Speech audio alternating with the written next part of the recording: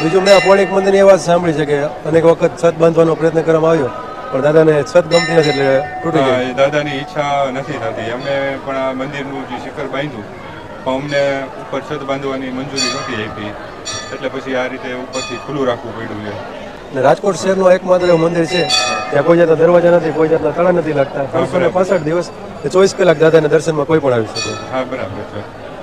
આપણે અહીંયા આવતા ભક્તો તો દાદા પર જળનો અભિષેક કરે જ છે. હા. અને આજી નદી એમ કહેવાય છે કે વર્ષમાં 2 વાર અભિષેક કરે છે. હા હા, બરાબર છે.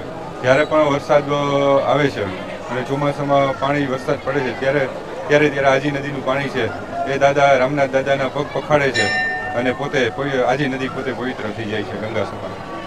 અને આ મંદિરમાં દાદા સ્વયંભૂ શ્રી રામનાથ મહાદેવ છે, એટલે કે દાદા સ્વયંભૂ પ્રગટ થયેલા છે અને આજી નદીમાં બિરાજમાન છે અને લાખોની ખૂબ જ આસ્થા છે.